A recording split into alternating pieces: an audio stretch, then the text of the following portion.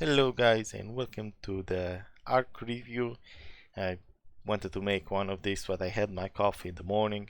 First I want to say thank you for participating. You all did amazing. We crushed them and it was extremely well done. That being said, I want to share a few ideas that I had this morning when I was looking at the recording video. You can see it played back in the background. There were a few things that I saw the opponent do, for example, that I didn't that I can call out and say that this is bad in a sort of way. I mean, and to explain it why things happen that they happen, good for us and bad for them. So I guess that's it for the introduction. Let's get into it. You can see at the beginning I was extremely swarmed. Like I had to put the markers. I had to look at the enemy, maybe something skill stuff like that. Like I was very tired that evening.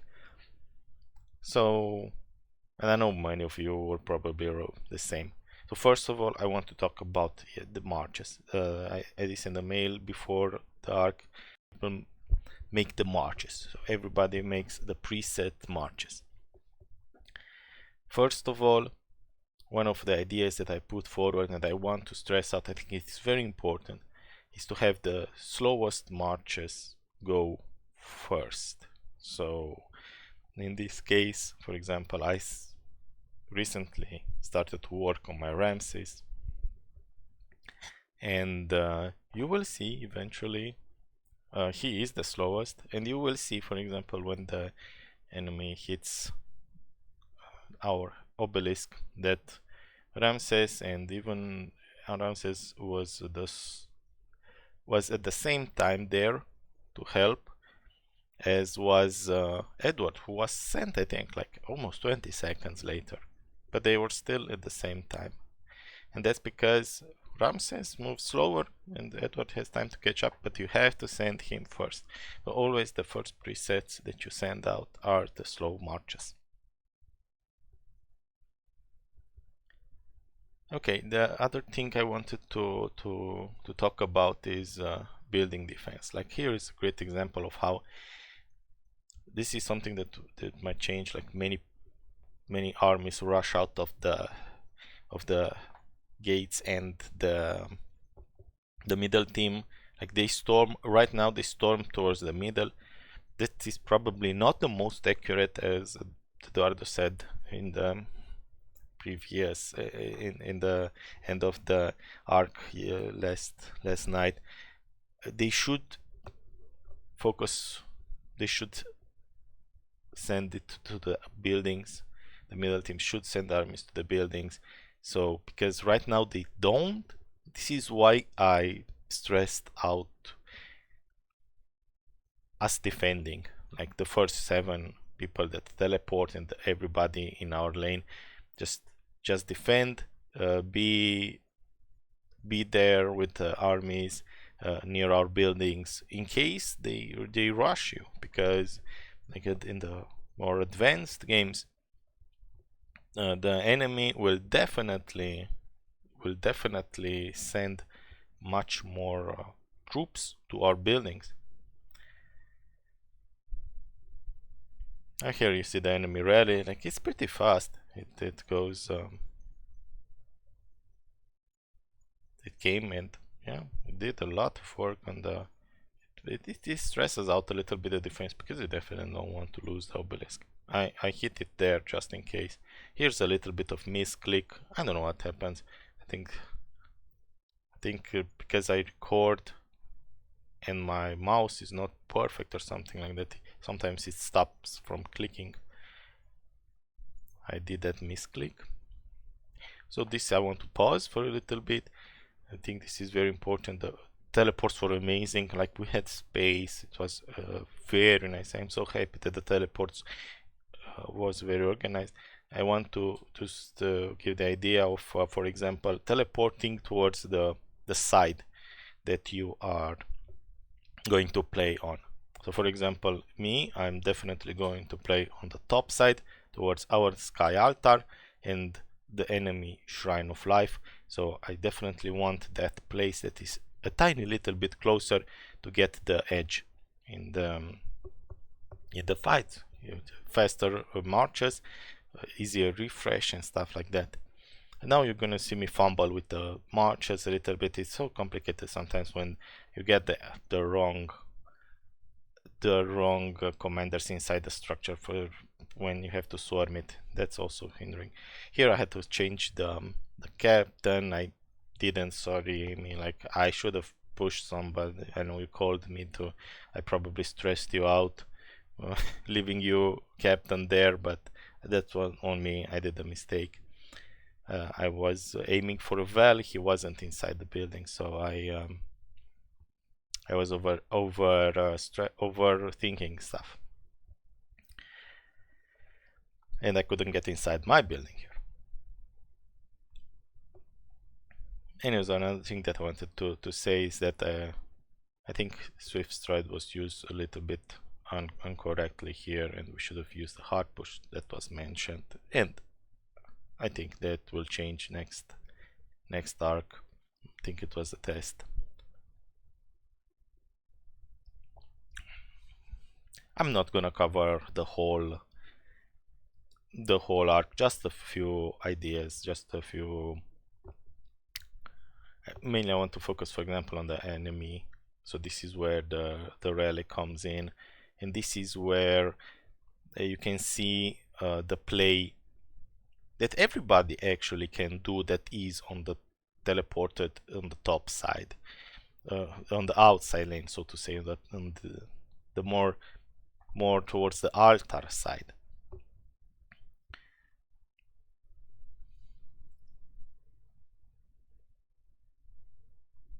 I don't know exactly what I was doing here, can't remember.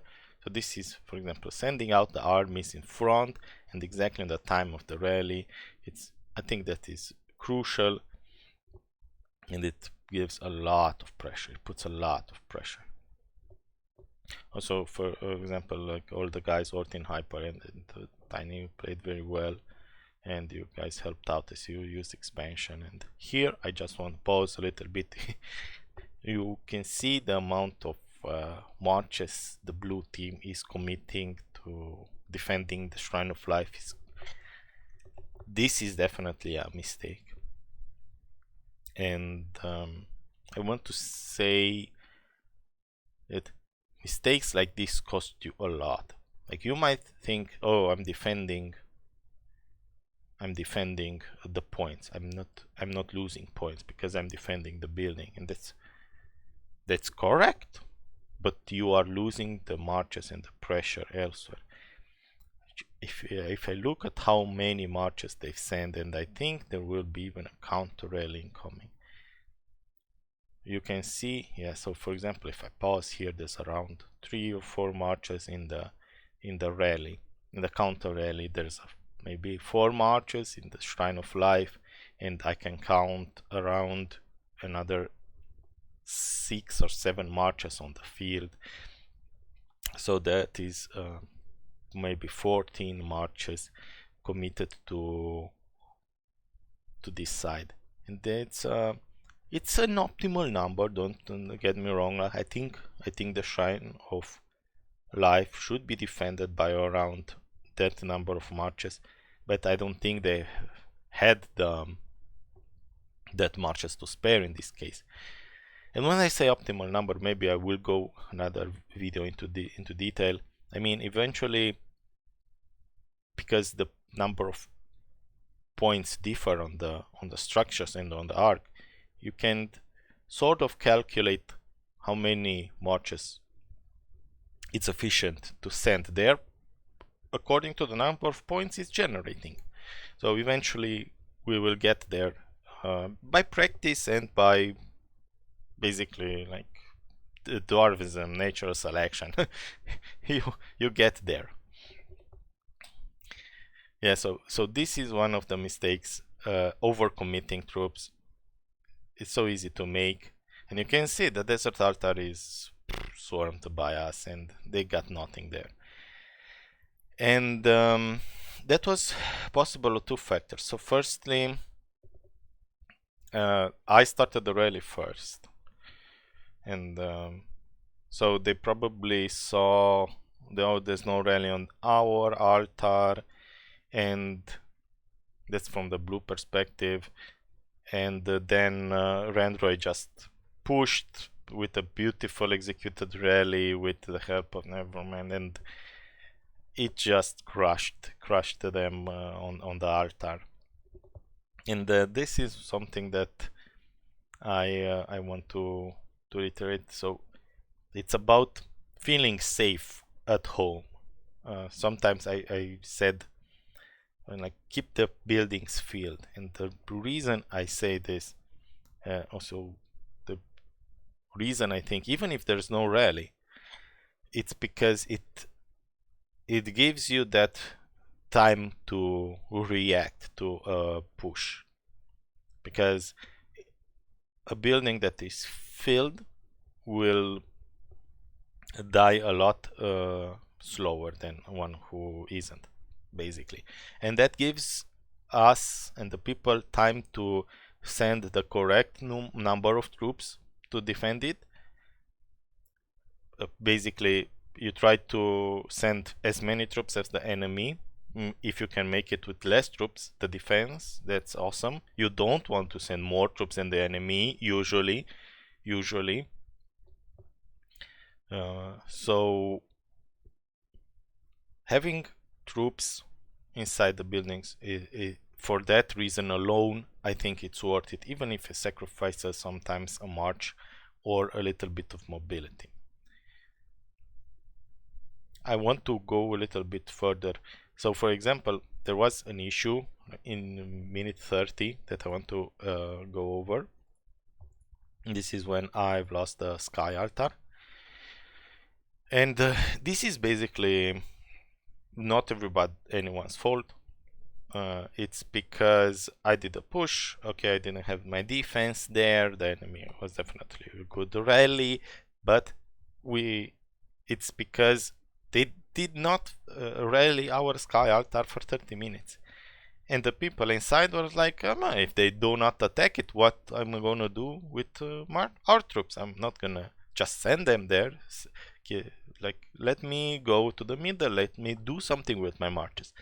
And that's why some of the people left on the Sky Altar. And I think that is a correct thought process. But I also think you need your troops to be in the range of the Sky Altar to return there. So my advice in such cases, so what you did is correct. You definitely should not keep troops inside the altar if they're not doing anything, but you should have them close by. And the only place usually when you can try to push and defend and have them close by is the enemy shrine. So basically what you want, if the enemy, like, this is a more advanced complex, but basically what you want, especially in the outside lane, is roam, for example, with your infantry between the two objectives, our Shrine of Life and the enemy Shrine of Life and our Sky Altar. So for example, if you have a Buan Alex, yeah, sure, you can garnison it in the Sky Altar, but you can also use it to roam around in those cases. If the enemy is extremely passive on our Sky Altar, for example, or if the enemy is committing a lot of troops to the middle. I mean, this is a little bit more advanced, but maybe I want to touch on it just a little bit, because yeah, in the future it will be needed, those kind of small micro adjustments. So I think that's all that I wanted to say for today. That's what I didn't have much of footing or of recording. So this was the most interesting footage. From here on out, we just keep on the pressure, and they collapse even further.